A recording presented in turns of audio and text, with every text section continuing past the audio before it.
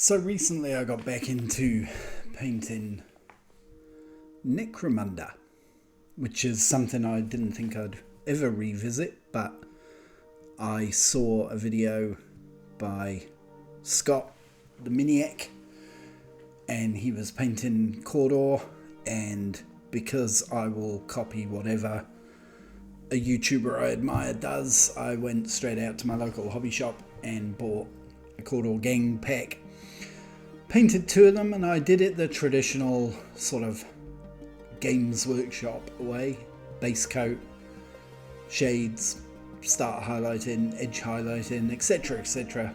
And I was really just, they looked a bit boring. And also it was taking a long time. And whilst I'm not a huge advocate for speed painting, I think there's quite an obsession with that now. I don't like speed paint, but base coating is so boring. And just as I was starting to lose my will to live with it, I saw a video by Ninjon where he showed a way of getting through that base coating stage a lot quicker by using a shadow color, an interesting shadow color, rather than just leaving it black. And I really liked that idea, so I decided to test it out on one of my Cawdor Gang members.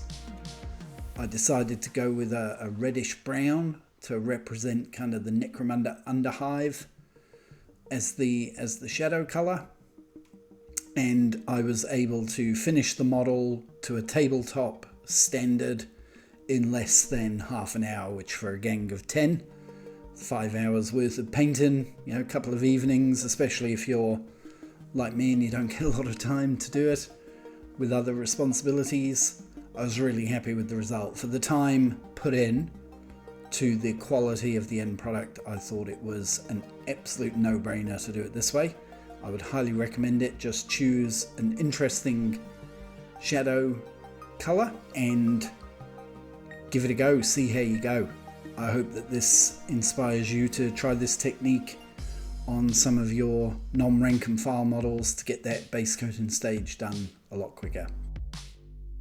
So I started off with a mix of Rhinox hide, 2 parts mixed with 1 part Mephiston red, and I used that as my shadow color base coat just to represent that kind of underhive rusty brown color. And then I went over with my accent, I used Uruk flesh, and I chose this color because out of all the greens I've got available, it's the one that most resembles kind of a plague-ridden, horrible, gross, swampy underhive environment, which is where I imagine my Cawdor Gang comes from. Scott the Miniac used a really bright green on his, and I loved it, but number one, I didn't want to be a copycat, and number two, like I say, my theme for this gang is that they come from down near the sump and it's all gross and polluted and horrible, so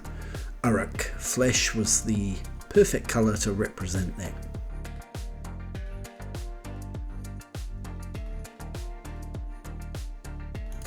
I covered the entire shawl, robe, whatever you want to call it, that he's wearing on his upper half. On some of the other models I would use this on any of the kind of rags or robes that they've got to make them stand out.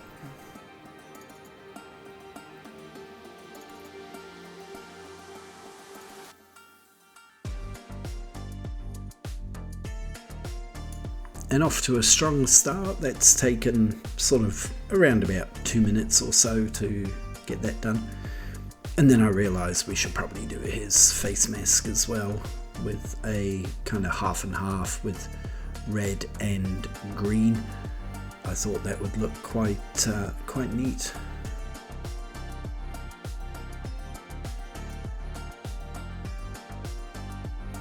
Then I moved on to base coating his skin.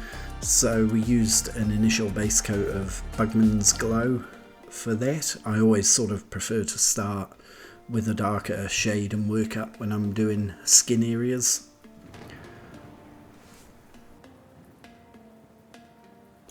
And it was at this point I noticed that absolutely nasty ass mold line on his foot but it was kind of too late to do anything by now, and I figured that you won't see it anyway.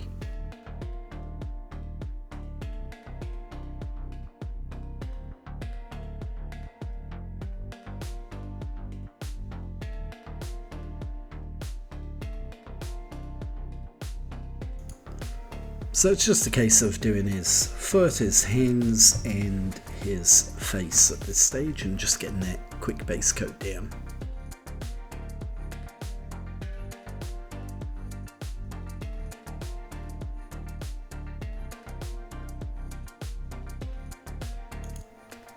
Now, spot the mistake, I moved on to Mephiston Red for doing his face mask and realised that there was a whole other section of his head to do. Apologies to any other follically challenged gentlemen out there like myself, but I thought his beautiful dome was initially part of his head, where my mistake, but I fixed that pretty quick.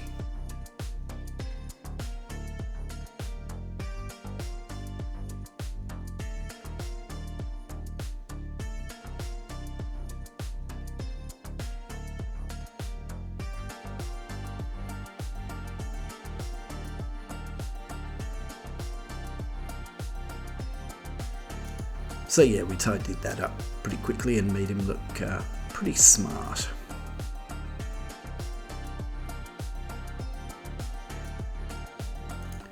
And now this is where the beauty of doing the shadow colour as the initial base coat all over really comes into play, because I was able to do all of his lower half robes, all of his leg wraps and arm wraps and all that with very simple kind of downward brush strokes, so we weren't getting the Steel Legion drab into the more shadowed areas, and this entire process start to finish for the model took around about 5 minutes.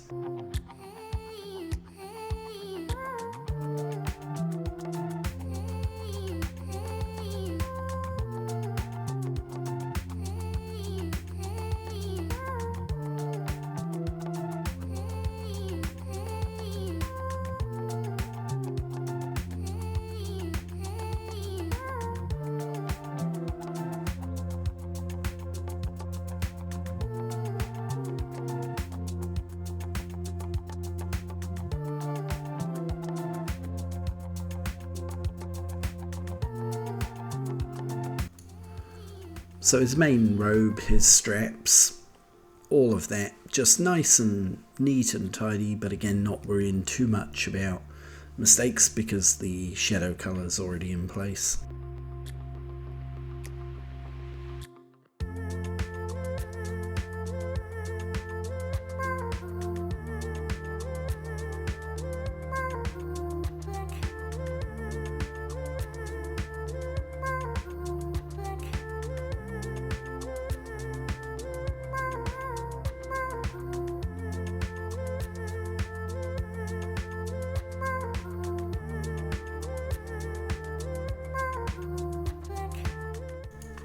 So he's only got a couple of metallic areas really, which is his 2 pistols and the leg brace that he's wearing, so we just gave them a quick coat of lead belcher. A little bit thin down as always. I find with lead belcher, if you don't water it down, although the finish on the model can be fine, it dries really quickly on the palette, so always a good idea to give it a water down, and if that means doing 2 coats then so be it.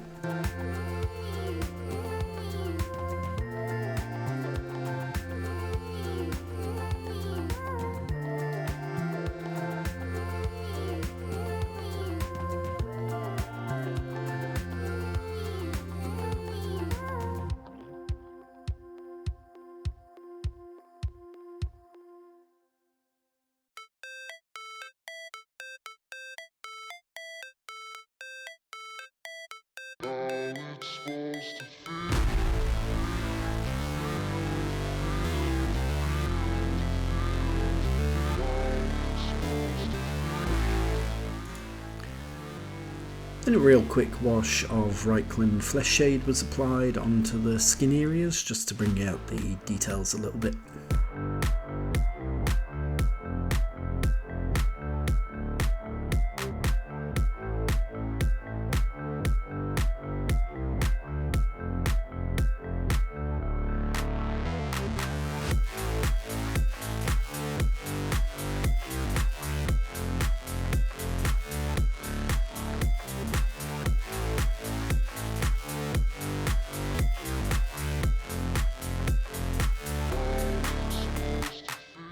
And then of course no model of mine would be complete without a nice thick coat of Egrix Earthshade, aka Talent, in a bottle, just to really bring out the details all across the model.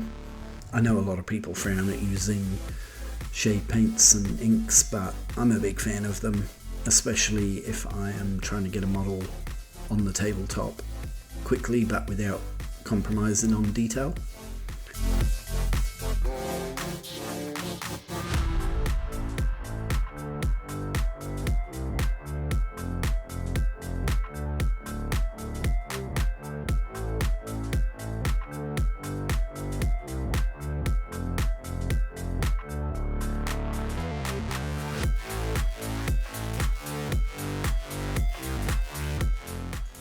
And then, as is tradition, a little bit of Nuln Oil over the guns and metallic areas.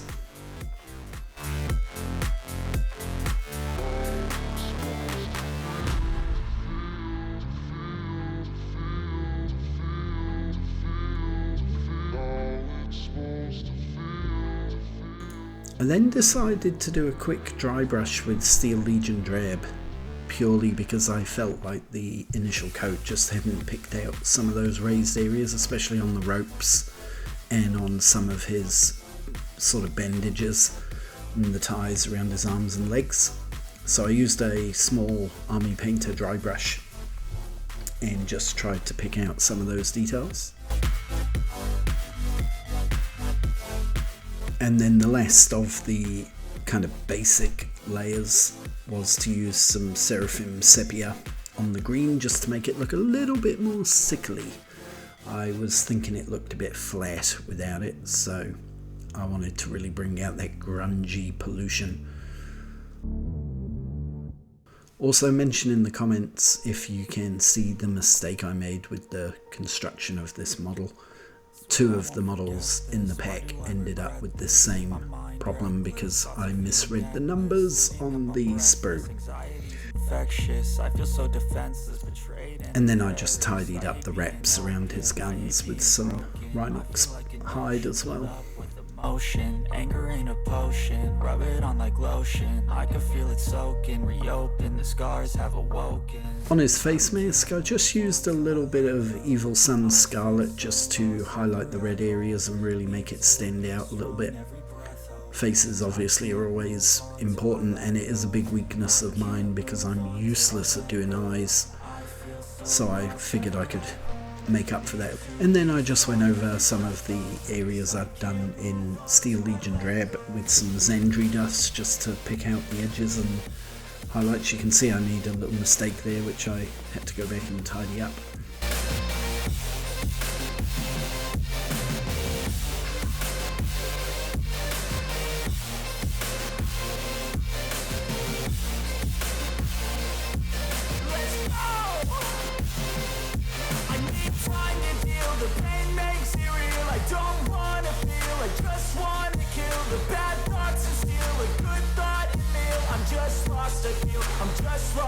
I need time to heal, I can't steer the wheel, cause this drive it kills, and it gives me chills. A nice road it feels, I slip off the peel, and crash all the steel. Will I ever heal? I can't move on till I let go.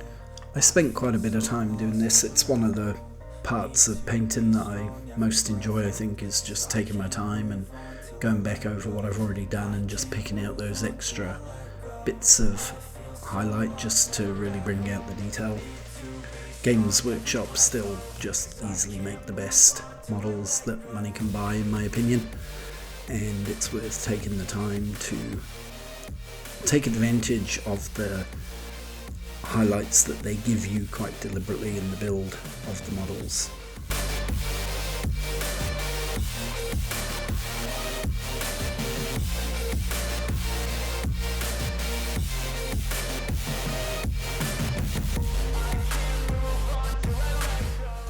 I have no idea if that made any sense. It makes sense in my head.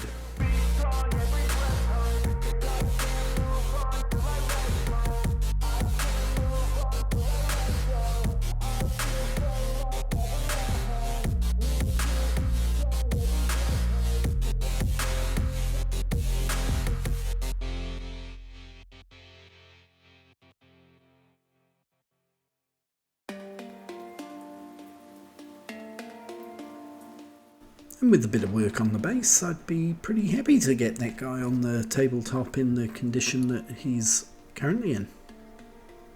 Not too shabby at all.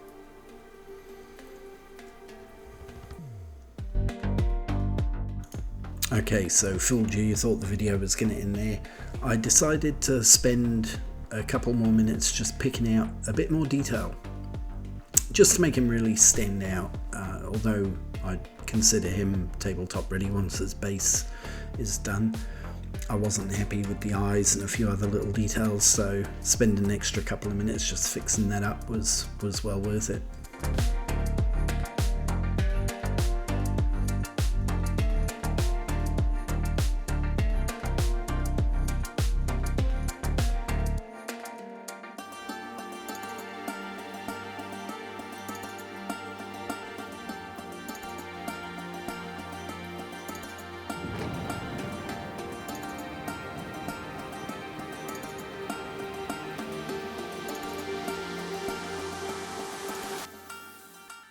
I mixed a bit of Kislev Filesh and Bugman's together just to do a skin highlight. Obviously these guys live in the underhive where there's no natural light, so they're going to be a bit pale and gaunt looking, so I wanted to represent that by making him a little bit paler than how I would normally do models like this.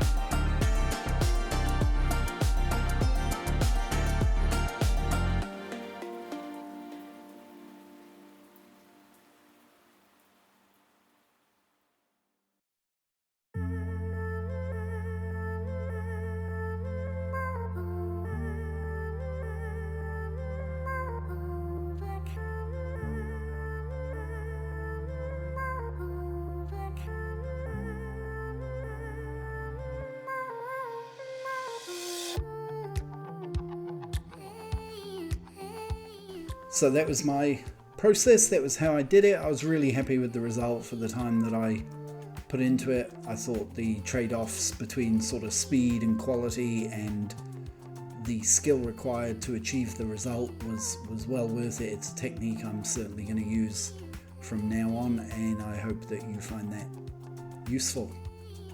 If you do, don't forget to like and subscribe, and see you on the next one. Thanks. Bye.